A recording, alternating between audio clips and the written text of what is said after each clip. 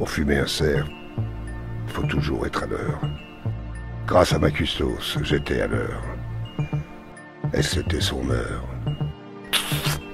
Avec custos, je suis toujours à l'heure. T'as pas l'impression qu'il dit 12 000 fois l'heure, là?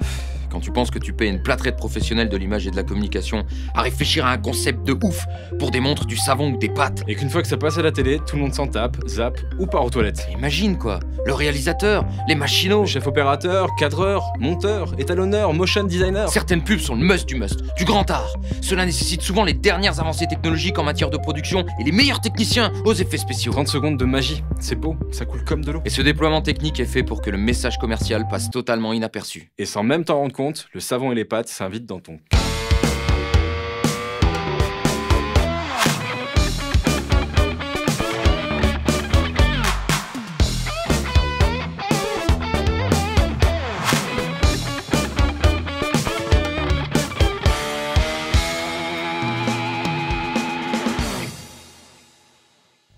Saviez-vous qu'en 1994, David Lynch avait bossé avec Gérard Depardieu pour nous fourguer des Barilla, elle-même qui comptait bien devenir la marque de pasta de luxe. Mais cette musique est naze. Attends, c'est pas la musique de... Bon, ok. On n'est pas là pour vous parler de... Ridley Scott a réalisé ça en 92 avec le couple qui s'embrouille sur le balcon. Facciamo una cosa, guarda. Io non posso sentire questi... Ridley Scott. Non, et ce nom, il sonne tellement pas avec des spaghettini. Comme les spaghettini sont nés à Naples à une époque lointaine et représentent leur version plus fine. Depuis toujours à la base de la cuisine italienne, ces pâtes savent se transformer. Alors qu'à l'époque, les acteurs ne décidaient de jouer dans des publicités que pour se faire connaître, que leur carrière était en pause, ou voire même en déclin, Depardieu, alors au top de sa forme après Cyrano, se voit offrir près d'1 million d'euros pour valoriser l'image conviviale de l'Italie à travers la marque Barilla et incarner le charme à la française. Le voici 14 ans plus tard dans une pub de sauce italienne à la tomate, Cherio.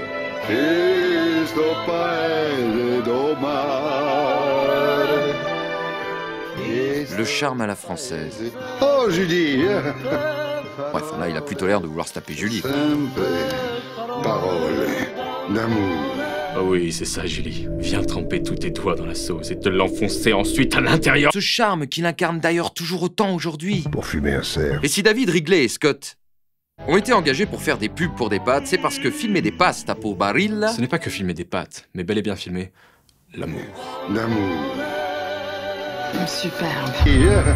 Et bam! L'amour, c'est justement le thème choisi par Barilla en 2012 pour nous vendre sa cam de luxe.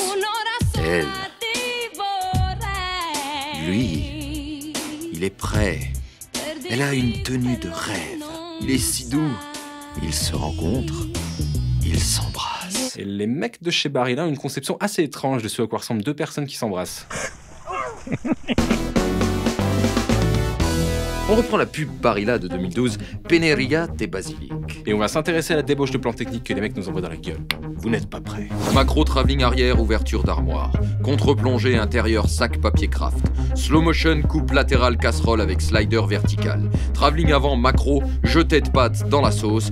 Et ils s'embrassent. L'amour. Lâché de 3 grosses tonnes de feuilles de basilic. T'as plus besoin de tout ça aujourd'hui, on est en 2017 quoi. Tu me prends moi une seule journée, un petit 5D, on envoie la sauce. À l'aise.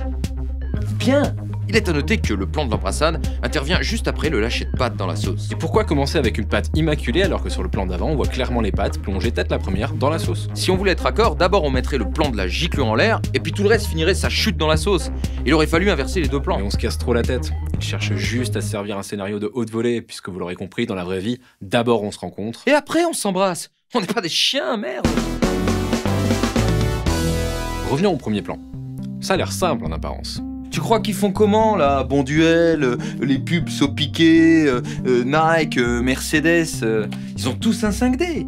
Et les pubs, elles vont au cinéma et tout, hein. 5D, mec. D'abord, pour faire un travelling arrière dans une armoire, vous avez besoin de recul. Il vous faudra donc défoncer le dos de l'armoire. Ensuite, on remarque que la lumière change très peu entre le moment où la porte s'ouvre et le moment où elle est totalement ouverte. Cela veut dire que pour éclairer correctement cette scène, il vous faudra une lumière douce se diffusant par le haut de l'armoire, ce qui aura pour effet de masquer la majorité des ombres. Mais en fait, votre armoire, c'est 2 planches de bois qui forment un angle et une porte qui s'ouvre. Le deuxième plan ne vous coûtera pas grand-chose, puisqu'il suffit de découper la base d'un sac en papier craft. D'agrémenter le fond de quelques feuilles de basilic et cette fois, éclairer le tout façon stade de foot. Le plan 3, quant à lui, est simple comme bonjour. Là, vous prenez l'aquarium de votre petite sœur, vous le remplissez à mi-hauteur, vous y ajoutez un fond imitation métallique et vous balancez les pattes. Le problème n'est pas tant de capter à l'image le plongeon des pattes en slow motion, mais bel et bien le micro-mouvement descendant. Non seulement votre caméra doit suivre le mouvement des pattes, mais en prime, finir en une légère contre-plongée. Alors, tout ça à vitesse réelle. Loupé, trop vite, trop tard, trop tôt. Là, j'ai pas le point. Ah, là, elle est bonne. Ah, vite fait, on peut mieux faire, je pense, hein. T'as pas fait tomber les pattes. T'as fait tomber... Bon alors, soit vous bénéficiez de propriétés biologiques vous permettant de réaliser un mouvement descendant à la régularité irréprochable,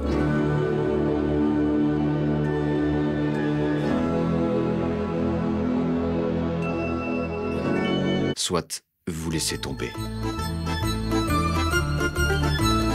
Bon, ok, il existe quand même une machine semblable à un vrai bras de robot. Vitesse, déplacement, réglage caméra, tout est piloté à distance. Mais perso, quand t'as déjà du mal à te financer du gaffeur tellement c'est cher de ouf ce truc, j'imagine pas le prix d'une seule journée de Spike. Ah oui, Spike, c'est le nom du robot.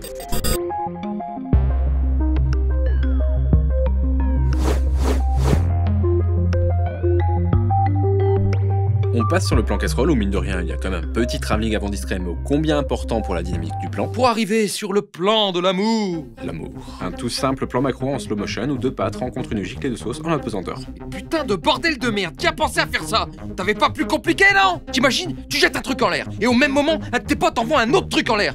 Combien de fois tu t'y reprends pour que tout ce bordel se rencontre? Mais j'en sais foutre rien. En plus, il faut que la giclure s'explose de façon stylée et il ne faut pas que la pâte soit freinée par une trop grande quantité de sauce et que la trajectoire de la penne soit définie et précise. Et il faut donc l'envoyer dans le bon sens et à la fucking bonne vitesse. En plus, quand ce sont des objets qui tiennent dans la main, je veux bien, tu peux les attraper, les manipuler avec plus de précision. Mais là, on parle de 5 centilitres de sauce et d'une foutue penne. Même pour la deuxième pub Pesto Spaghetti, vous avez évité de le faire, ce putain de plan. Parce que les spaghettis, c'est galère à lancer. C'est ça, hein? Qui cuisine comme ça en balançant des ingrédients en l'air, en espérant qu'ils vont se mélanger tout seuls et retomber comme ça dans l'assiette? On se fait des crêpes? Allez! Je t'ai niqué. Ces gens sont fous.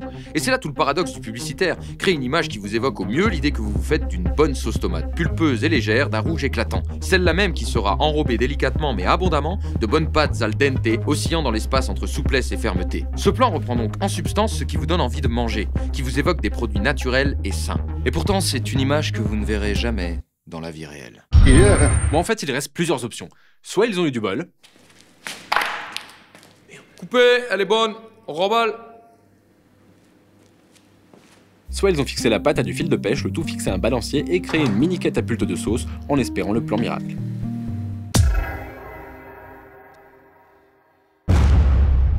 Bref, on sait pas bien comment ils se sont démerdés. Mais en tout cas, ça donne bien la dalle et c'est exactement pour ça qu'il fallait le faire, ce foutu plan. Donc la prochaine fois que vous irez dans un supermarché et que vous vous retrouverez avec une boîte de Barilla ou de Loustouklu dans la main, dites-vous bien qu'il y a des mecs qui ont pris leur bagnole à 5h du mat un jour pour s'envoyer des pâtes et de la sauce en synchro dans un grand hangar. Tout ça pour vous faire baver entre le JT et le foot. Et sachez enfin que derrière chaque technicien se cache un cœur qui bat et qui s'ouvre. Merci d'avoir checké le premier épisode de George et Michael. Et soyez au rendez-vous pour la prochaine vidéo. Mais dis-moi, tu seras à l'heure? Bien sûr, je suis toujours à l'heure. Grâce à ma custos.